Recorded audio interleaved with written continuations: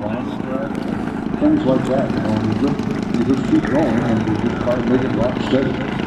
Well, I mean, it just shows you that, you know, there are some downsides to this. There's a lot of good stuff that's going on out here today and in the industry. And then I just want to tell the folks, checking six, like fighter pilot. Always looking behind us and expect the unexpected. Absolutely. Guys, I was just mentioning you, and I mentioned your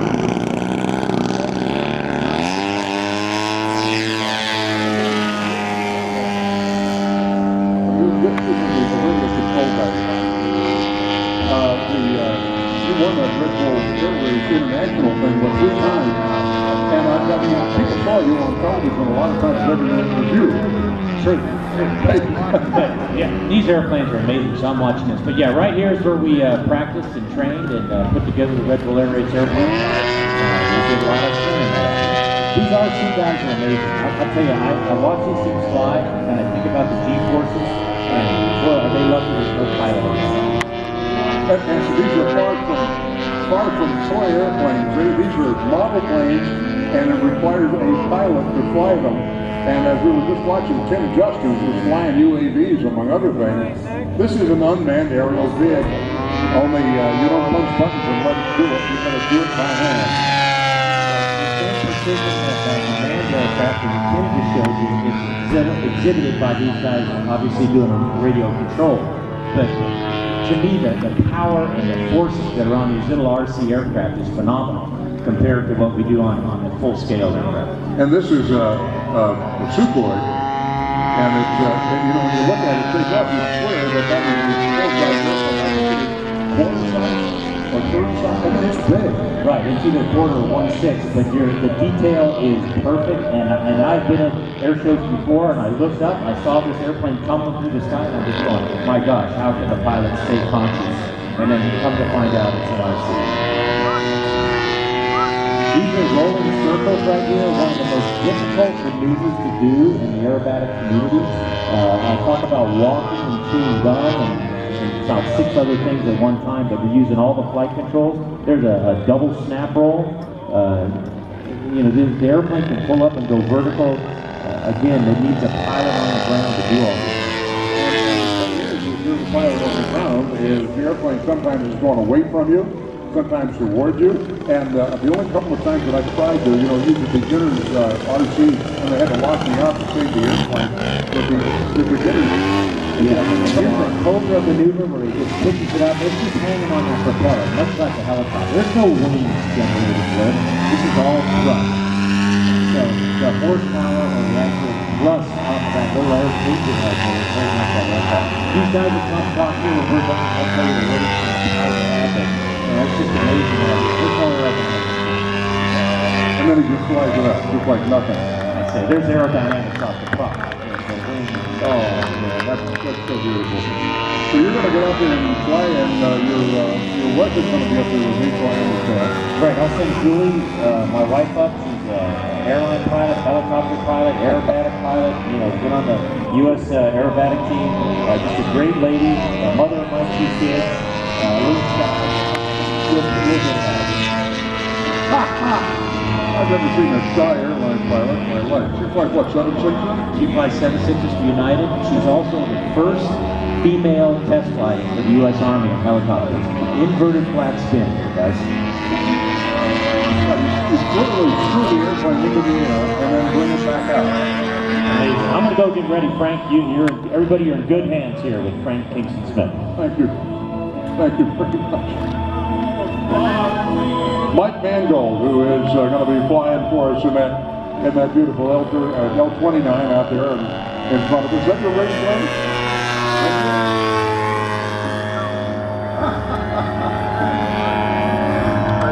Yeah, he's not looking at me. He yanks it into the turn that hard. I mean, even knowing there's nobody in it.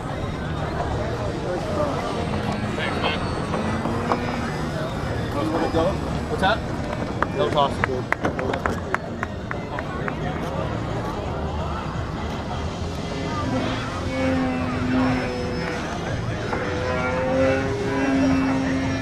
He lost me.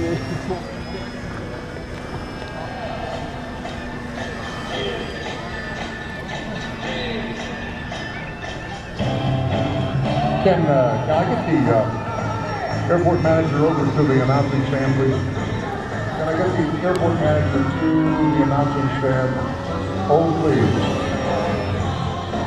This is not any kind of an emergency, but I would like to get you over here when you get it.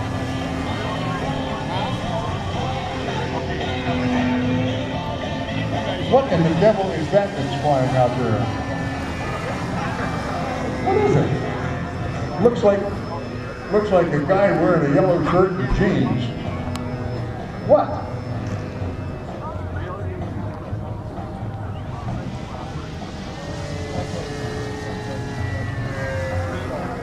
What is he wearing? What is that? I believe it's a superhero. I'm not sure which one.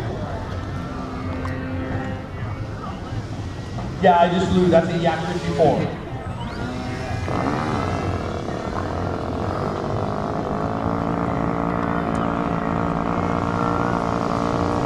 I couldn't tell from the distance I'm looking at. They have very much the same profile. The same engine.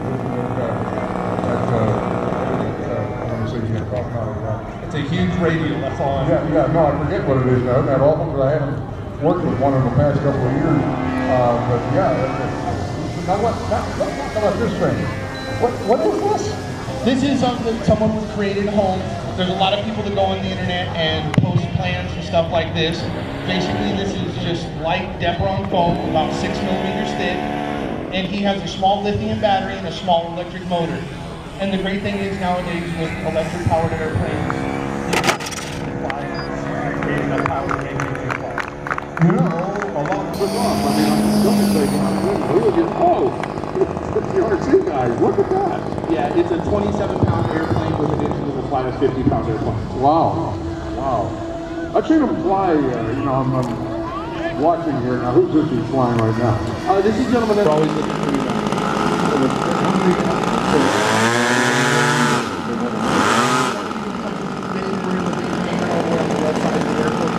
We have a gentleman in there taking applications for membership.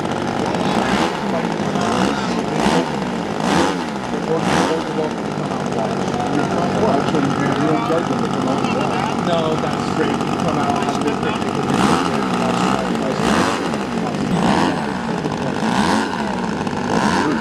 And you're going to fly I will fly this afternoon.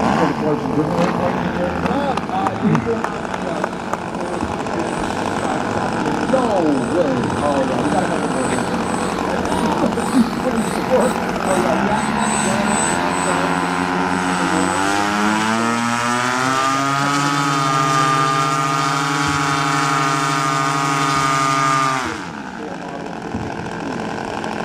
the first very funny thing, right now, the numbers.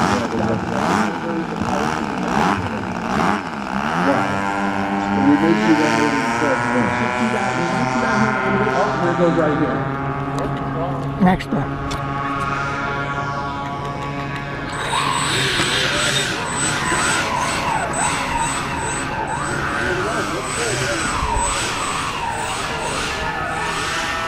What? I just thought the woman is a good root sandwich here. I was seeing a couple of his airplanes come in here earlier today, land and watch the show. But it's always an honor to have.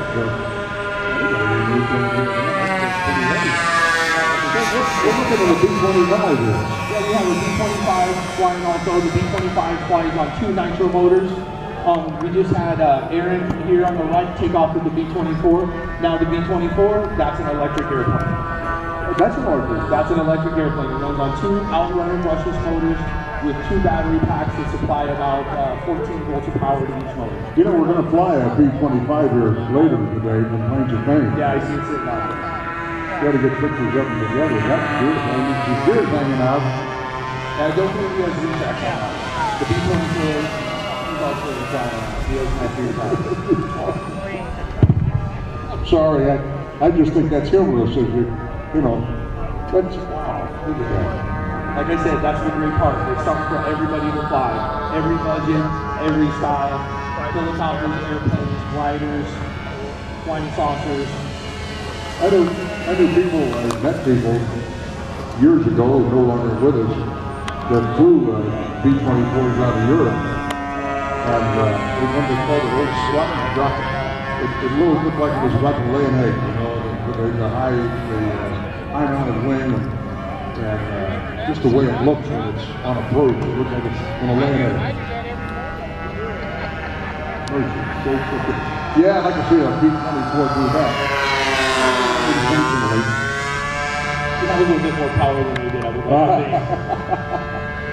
Now, and that B-24 is electric. The B-20 is electric. The B-25 is, I mean, that's a good one. Yeah. Those are nitro motors and run on a mixture of alcohol and ethanol and a lubricant. And that's usually the standard power for RC airplanes. A gas airplane like mine runs on gas, like we put in the cars with a little bit of oil. So we have something for everybody. Well, I tell you, Planes is going to be flying out here twice before noon. One of the planes are going to fly the flying wing, and that's got quite a lot of stories. I saw it fly when it first came out of rebuild, and they were real careful with it. They still are, but beautiful airplane over there. And you guys can make anything fly. I've seen a flying lawnmower. There's a company that makes a flying lawnmower, an M1 Abrams tank, and a Snoopy doghouse. With Snoopy in the full rig there, the gallery out mounted on top. Watch the landing. I'm watching.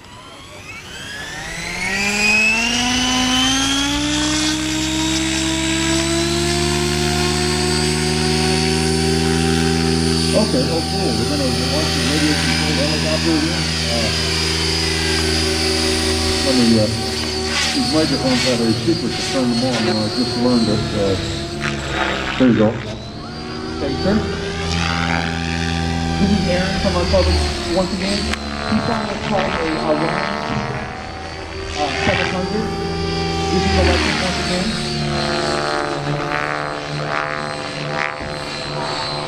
Aaron doing some pirouettes there with the helicopter, spinning them in. Like the bell, like the. I'm looking at the helicopter. I mean, the California Highway Patrol helicopter. I know that I've seen drivers and do all kinds of crazy things with them. Yeah, the great thing about these helicopters is you can see how Aaron can push it around the sky. It's just power on demand with the electric motor. And the blades have the really nice pitch. As you see Aaron rolls it, the blades can blow the air down for standard flight, the blades pitch in another direction, and it pushes the air the opposite way for inverted flight. The helicopters have tons of power and a lot of fun to fly. I have time in a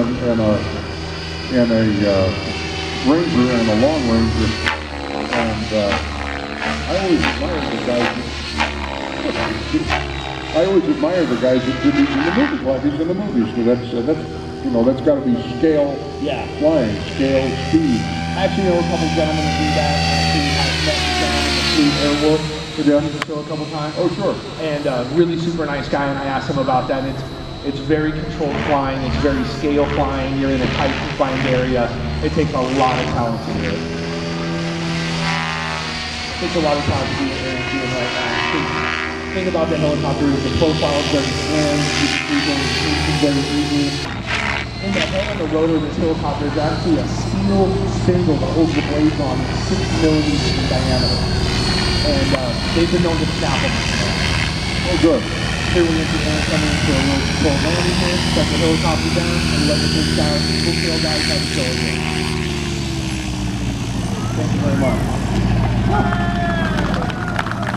Acts they're going to be doing here for you.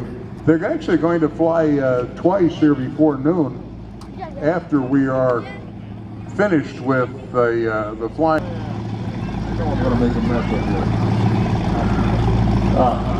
This is going to be the fuel expands and vents overboard, and it just creates a fire hazard. So please, no smoking. Don't be cool about it and try to, what do they call, palm your cigarette so nobody can see it.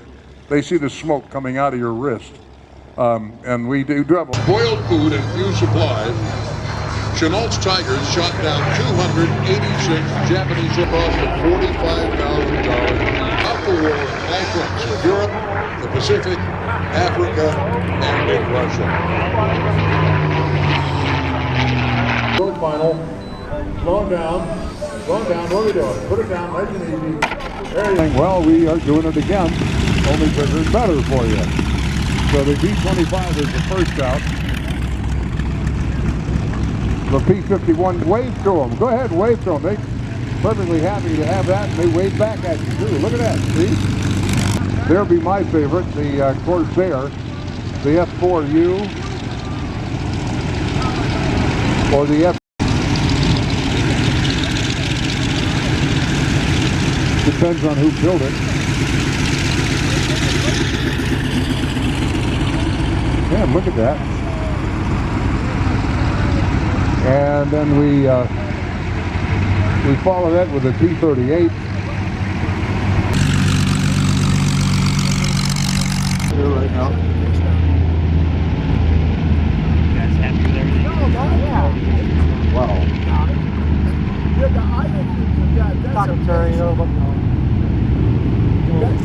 Previous work and Oh yeah, his briefing. Well, and stuff like the time period too. I don't know who signed that waiver, but you always put the 30 days past. I don't know how many AirShow now shooting behind. All right, let's listen.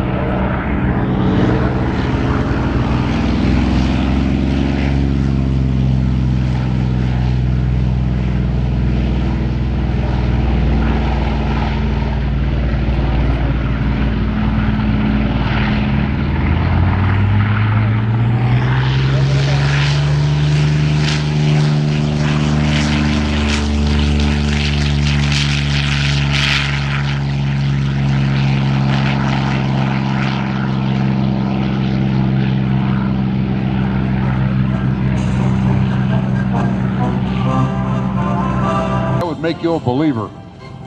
Built from a 1938 design, the B-25 was in service at the time of the Pearl Harbor attack. The Navy version designed a PBJ, and here goes the P-38. The Navy version designated a PBJ was used as a patrol aircraft in the anti-submarine warfare role, and subsequent to the United States entering the war, the B-25s were delivered in quantity to every Allied Air Force, 100 miles.